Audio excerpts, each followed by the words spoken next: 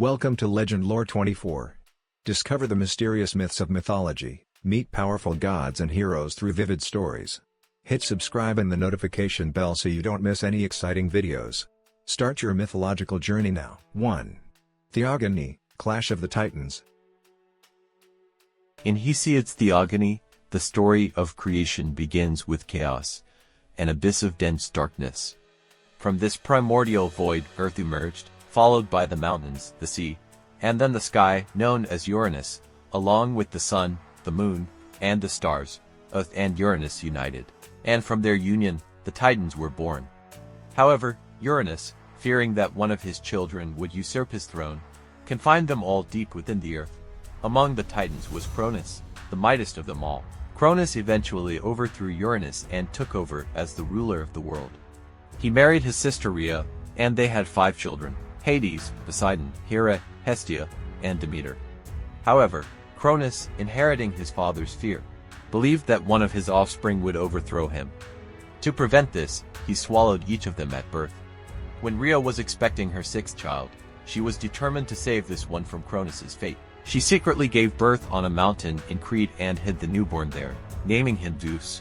To deceive Cronus, she wrapped a stone in swaddling clothes, which Cronus swallowed, believing it was his newborn son.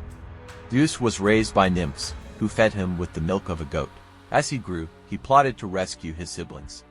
He tricked Cronus into drinking a mixture of wine and mustard, which caused him to vomit.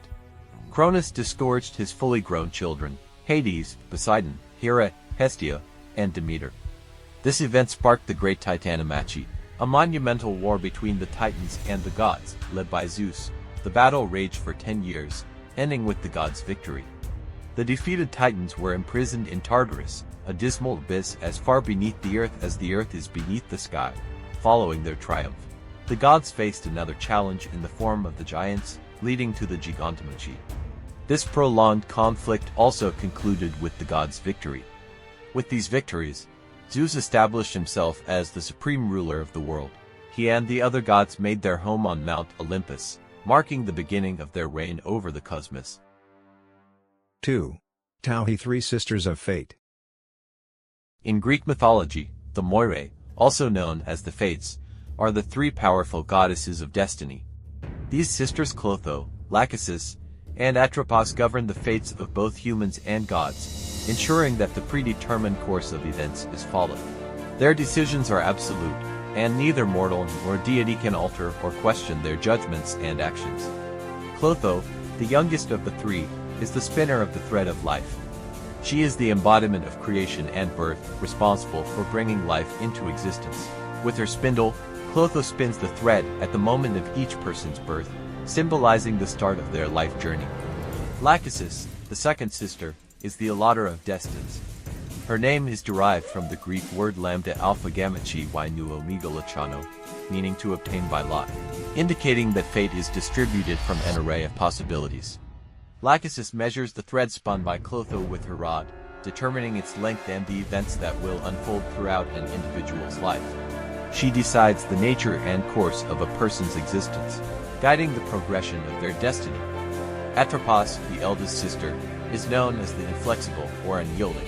Her role is to cut the thread of life, thus determining the manner and time of each person's death. With her shears, she severs the thread that Clotho spun and Lachesis measured, bringing an end to life. Atropos's actions are final and irreversible, marking the conclusion of the mortal journey. Together, the Moirae represent the full cycle of life, its beginning, its unfolding, and its inevitable end. Their collective work underscores the ancient Greek belief in the inescapable nature of fate, a force that governs the universe with unerring precision and justice. 3. Prometheus and the Theft of Fire. Once upon a time, Zeus, the king of the gods, distributed gifts to all the gods on Mount Olympus. However, he did not show much concern for humans, leaving them without fire, which was essential for their survival and advancement. Prometheus, a compassionate titan who loved and felt pity for humans, decided to take matters into his own hands. Determined to help humanity, Prometheus climbed up to Olympus and stealthily entered Hephaestus' workshop, the forge of the god of blacksmiths and fire. There, he stole fire and concealed it inside a hollow reed. With this stolen fire, Prometheus descended from the heights of Olympus and gifted it to humans. Thanks to this divine gift, humans were able to create fire, warm themselves, cook food, and forge tools, significantly improving their quality of life. When Zeus discovered Prometheus' daring theft, he was furious. To punish the Titan for his defiance, Zeus ordered that Prometheus be taken to the highest peak of the Caucasus Mountains. There, Hephaestus, following Zeus' command, bound Prometheus with unbreakable chains. As an additional torment, Zeus sent a giant eagle to the mountain every day to feast on Prometheus' liver. Each night, the liver would regenerate, and the torture would begin anew the next day. This cruel punishment continued for 30 long years, with Prometheus enduring constant agony. However, Prometheus' suffering eventually came to an end when the great hero Hercules, the demigod son of Zeus, arrived at the Caucasus Mountains. Hercules, renowned for his strength and courage, took pity on Prometheus. He confronted the eagle and slew the beast, freeing Prometheus from his chains and ending his torment. Thus, Prometheus' sacrifice and enduring spirit were rewarded, and humanity retained the precious gift of fire, a symbol of progress and civilization. 4. Pandora's box. Once upon a time, in ancient Greek mythology, the gods lived atop Mount Olympus, governing the world and interacting with humans. Among them was Zeus, the king of the gods, who ruled with absolute power.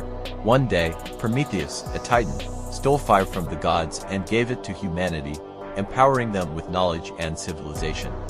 Angered by this act of defiance, Zeus decided to punish both Prometheus and mankind. To exact his revenge, Zeus ordered Hephaestus, the god of craftsmanship, to create the first woman from clay. Hephaestus molded a beautiful woman, and the gods bestowed upon her many gifts. Aphrodite gave her beauty, Athena endowed her with wisdom, and Hermes granted her cunning and eloquence. This woman was named Pandora, meaning all gifted. Zeus presented Pandora to Prometheus, Prometheus' brother, as a bride. Despite Prometheus' warning to be wary of Zeus' gifts, Prometheus was captivated by Pandora's beauty and accepted her. As a wedding gift, Zeus gave Pandora a beautiful, ornate box, accompanied by strict instructions never to open it. For a while, Pandora lived happily with Prometheus, but her curiosity about the box grew stronger each day. Unable to resist the temptation, she finally decided to peek inside, reasoning that a small glance couldn't cause much harm. With trembling hands, she lifted the lid of the box. To her horror, as soon as the box was opened, a multitude of dark, winged creatures flew out. These were the evils of the world: pain, sorrow, disease, and death. They quickly spread across the earth, inflicting suffering and misery upon mankind. Pandora tried desperately to close the box, but it was too late. The damage had been done. However, at the bottom of the box lay one last spirit, a single glowing figure named Hope. In the midst of all the chaos and despair, Hope emerged as a beacon of light, offering comfort and resilience to humanity. Although Pandora had released great evils into the world, the presence of Hope meant that people could still find solace and strength to endure hardships. In this way, the story of Pandora's box explains the origin of human suffering and the enduring presence of hope. It serves as a reminder that, despite the many challenges we face, hope remains a powerful force that helps us persevere. 5. The abduction of Persephone by Hades. Persephone, the beloved daughter of Demeter and Zeus, was known for her growing beauty.